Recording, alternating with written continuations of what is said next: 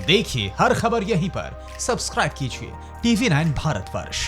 चीन के साथ पूर्वी लद्दाख में भारत के स्टैंड ऑफ की फिक्र लगातार बढ़ती जा रही है। TV9 भारतवर्ष को सूत्रों से खबर मिली है कि डिसएंगेजमेंट का दूसरा चरण अभी भी शुरू नहीं हुआ है। चीन की तरफ से ग्राउंड पर कोई कदम नहीं उठाया गया है। दोनों देशों के बीच 14 जुलाई को चुशुल में कोर कमांडर स्तर की बैठक हुई थी, जिसके 1 हफ्ते गुजर चुके हैं और चीन की सेना अब भी LAC पर बैठी हुई है। साफ है कि भारत पूरे हालात को समझ रहा है और अपनी तैयारियों को आगे ले जा रहा है। इसके संकेत आज शुरू हुए 2 दिन के एयरफोर्स कमांडर्स कॉन्फ्रेंस में मिले। गौर करने वाली बात है, सबसे बड़ी बात यह है कि इस कॉन्फ्रेंस में रक्षा मंत्री राजनाथ सिंह ने एयरफोर्स को हर वक्त तैयार रहने को कहा है। संकेत साफ है कि इंडियन एयरफोर्स किसी भी परिस्थिति से निपटने के लिए स्टैंड बाय मोड में रहेगी। इसके अलावा रक्षा मंत्री ने पाकिस्तान के बालाकोट में एयर स्ट्राइक और लद्दाख में सेना की इमरजेंसी डिप्लॉयमेंट में भी एयरफोर्स की भूमिका की तारीफ की है। यानी ऐसे वक्त में जब चीन LAC पर अपनी धौंस दिखा रहा है, पीछे न हटने की जिद पर अड़ा हुआ है, ऐसे में बालाकोट स्ट्राइक का नाम लेना एक तरह से चीन के लिए बहुत बड़ी चेतावनी मानी जा सकती है। सूत्रों से खबर मिल रही है कि भारत ने LAC पर लंबी लड़ाई की तैयारी कर रखी है और अगर यह लड़ाई नवंबर तक भी चली तो तैयारी में कोई कमी नहीं है। तब तक ठंड का मौसम आ चुका होगा और भारत ने इस हिसाब से भी खुद को तैयार कर लिया है कि तब हिमालय पर प्रचंड ठंड पड़ रही होगी। फिलहाल 1 हफ्ते के अंदर इस तैयारी में सुपर शक्ति जुड़ने वाली है। अगले गुरुवार को फ्रांस से 5 राफेल भारत पहुंच जाएंगे और अब आपको बताते हैं कि उनकी तैनाती कहां होगी, उसकी मारक क्षमता क्या होगी, जिसकी जद में आने से चीन भयभीत है। काउंटडाउन शुरू हो चुका है और गुरुवार को युद्ध का एक ऐसा गुरु भारत पहुंच रहा है जो अपनी युद्ध कला से चीन का सारा गुरु चकनाचूर कर सकता है।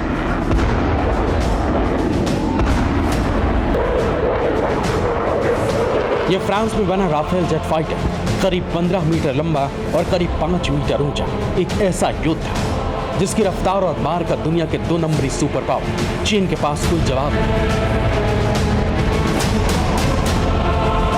वैसे तो एक राफेल ही चीन की हर साजिश पर भारी, लेकिन पूर्वी लद्दाख में जारी स्टैंड ऑफ के बीच एक साथ आ रहे 5-5 राफेल विमान जो हिंदुस्तान के लिए हौसले की उड़ान है। ये शायद पहली बार जब अपनी फैक्ट्री से ही 5 राफेल विमान एक असाइनमेंट लेकर उड़ान भरेंगे। सूत्र बताते हैं कि भारतीय वायुसेना के पास राफेल फाइटर्स के 2 स्क्वाड्रन होंगे, जिनमें से एक स्क्वाड्रन अंबाला में तो दूसरा हाशिमारा में तैनात होगा। राफेल के पहले स्क्वाड्रन का नंबर 17 होगा और यह अंबाला में स्थापित होगा। चीन के राष्ट्रपति शी जिनपिंग के लिए यह तैनाती कितनी खतरनाक होगी, इसे इसी से समझ सकते हैं कि एक राफेल फाइटर अपने होम बेस से फुल लोड के साथ तिब्बत में बने चीन के 3 महत्वपूर्ण एयरबेस होटान, काशगर और नागरी तक कुछ मिनटों में ही पहुंच सकता है, पर इसके बराबरी का कोई भी फाइटर एयरक्राफ्ट चीन की पूरी वायुसेना में नहीं है।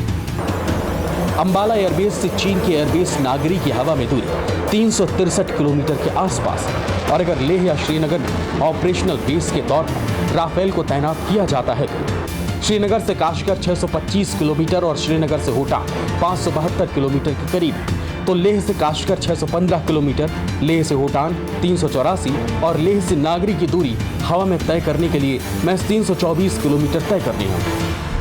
और ये दूरी तय करना किसी भी भारतीय वायुसेना के विमान के लिए कोई मुश्किल काम नहीं, खास तौर पर राफेल के लिए। ईस्टर्न सेक्टर में राफेल का दूसरा स्क्वाड्रन हाशिमारा में तैनात होने जा रहा है, जहां से अरुणाचल सीमा पर चीन पर नजर रखी जा सकेगी। जंग के मैदान में कई बार एक हथियार ही गेम चेंजर साबित होते हैं और जिस तरीके से चीन भारत को घेरने की कोशिश कर रहा है, ऐसे में राफेल वही गेम चेंजर साबित होंगे।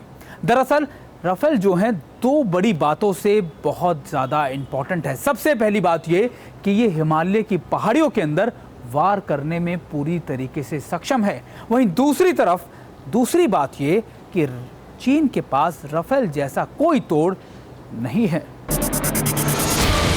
राफेल की पहुंच तिब्बत में चीन के हर एयरबेस तक इस फाइटर की मारक क्षमता को बढ़ाता है हवा से हवा में मार करने वाली मीटियोर मिसाइल। अड़ी सोमवार से शुक्रवार शाम 6 बजे सिर्फ TV9 भारतवर्ष पर।